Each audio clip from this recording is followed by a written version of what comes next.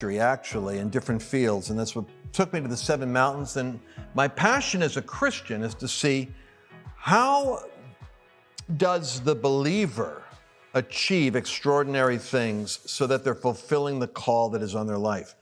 And the joy of that journey is constant learning, because that's what a disciple is. It's a constant student.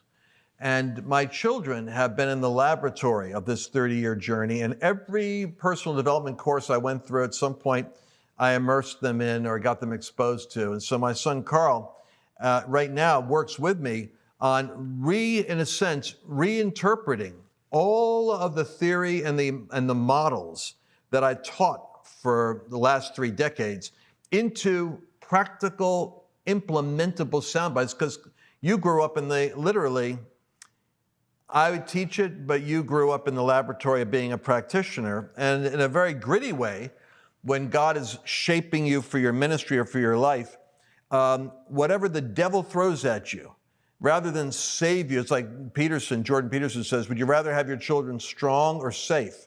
Well, obviously you don't want them exposed to harsh things, but they don't become strong if they're shielded. Mm-hmm. And so you can't protect your children from the strength conditioning that God sends to them, because whatever they're wrestling with goes into the arsenal of their own story, their own identity. And you practice a lot of these ideas. For that reason, I love talking to you, because I hear things from you that are not just, just ideas. They're actually coming out of implementation in your own life. And that's where people are right now. We're looking for practitioners. And so let me ask you a question, Carl. We're talking about gold medal performance. We're going through a series that we have on how believers can literally live in an altered state while achieving what God called them to do.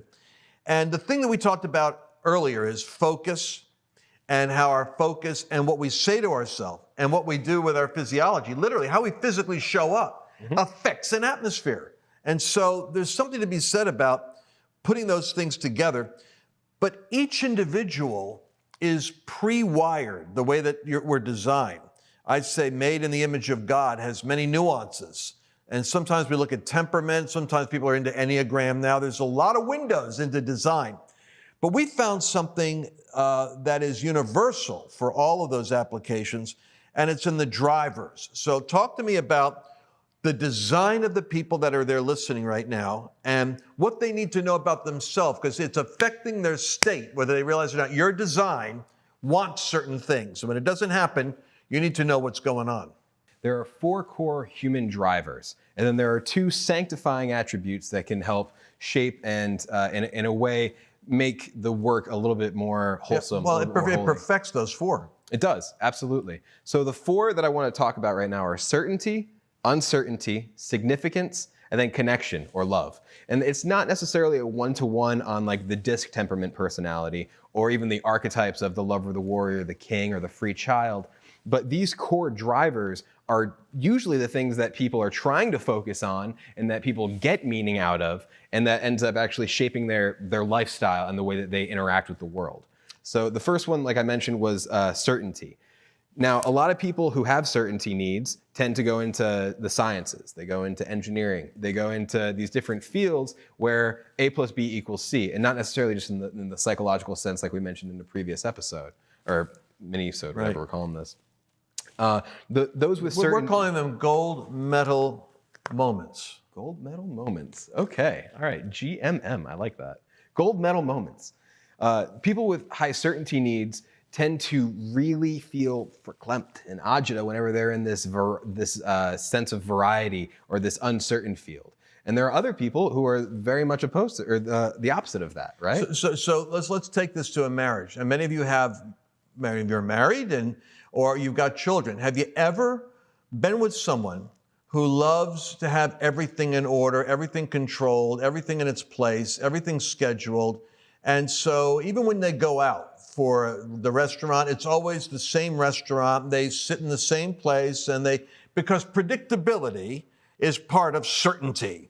And so these are people that have high certainty needs. And I think the comedy of heaven is that God will frequently put you in a romantic relationship with someone who doesn't match you. That's where the fun comes in. because you might attract into your life someone who has an element of chaos, an element of spontaneity. In fact, they love new things. They love novelty. They love variety. And they always want to experiment with a new location, a new restaurant, a new place, a new meal. And this, you're not even aware of why this bothers you. But when we talk about state, managing your state, you have to understand, if you're designed for certainty, chaos, look at the world around you. It could be really a problem for people that want predictability, and they're finding that their world's being controlled by someone else. If you're a person that loves variety and spontaneity, or what we call uncertainty, you need creativity. What happens when you're in a job which forces you to do things a certain way? Well, that could be very frustrating. It could affect your state, is what we're trying to say. Your state is affected by the meaning you attach to what's happening, but what drives the meaning and is often what your needs are. Right, absolutely. Talk about significance. Let's talk about significance. So often when people have a high significance need, it's easy for them to dominate conversations. It's easy for them to take the reins of a party. They love being the center of attention. They love being on stage. They love being celebrated. They love being significant. And a lot of weight loss programs actually play on that level of significance. I believe it's Weight Watchers, where they actually will applaud people who have lost weight. And just by pulling on that significance need, it keeps the people engaged at a different level than if they were just, okay, well, I hit my metric. Okay, all right, well, you know, I know that these lead measures are working. That's interesting. So significance needs can affect your state. If you feel like you're important to an organization or to people, if people are looking forward to seeing you or they want to hear what you have to say, that really meets that need. But what happens if you find that people don't like what you're saying, or you're being deplatformed, or that you have opinions that are not accepted by others and cancel culture wants to punish you? That puts you at war with your own significance need, because you might have to compromise who you are to be significant. You might be like the sellout who has to be who you're not in order to be cool with the people you want to like you. So significance can be a double-edged sword, can't it? Now, how about connection? Connection and love, and these tend to be like the S temperament styles in the disc format, but it's a strong sense of union and feeling of closeness with another person. Now, no man is an island, right? So I think it's important to bring this in here, where it's not just that you have these one drivers that's your only thing that's really pulling you or magnetically drawing you into your future. Everybody has all aspects of these drivers. It's just to different varying degrees.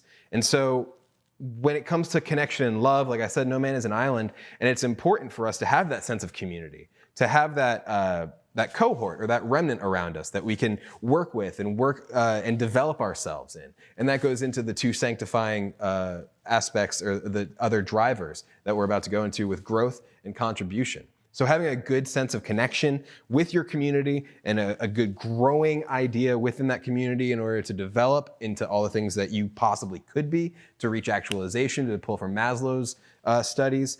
That's what we're trying to go towards, is to have a sense of growth and a great sense of contribution as well. Yeah, and you know, we only got 3 minutes left on this gold medal moment here. But the thing I want to point out, using the analogy of married couples and relationships, is if you're somebody that has high connection needs, you might want quality time with a person. And that means individual attention. But if they have significance needs, they may want to be around a bunch of people. And that's not giving you quality time, because you're diffused in an audience. But these needs can be very mischievous, because you have all four of them, just in different levels. So you might be a significant connection person. And that's interesting, because you might want to have an impact on the world, but you're really more of an introvert, and you like to share your life with a few people that are meaningful to you and you're meaningful to them. And that's a chemistry all of its own.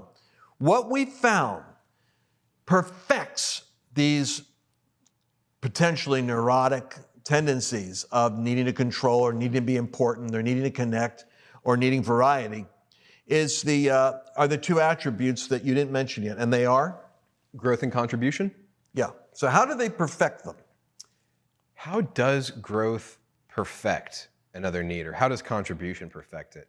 I am of the opinion that when we look at growth, it helps us by expanding our capabilities to be all that we can be. So it provides that sense of meaning that we have attached to ourselves. And then when it comes to contribution, it's no longer about us. It's about the other person. It's about the other people. It's about helping other people grow and then building them up and pulling them out of their like that. And I think let's take that and reapply that to growth.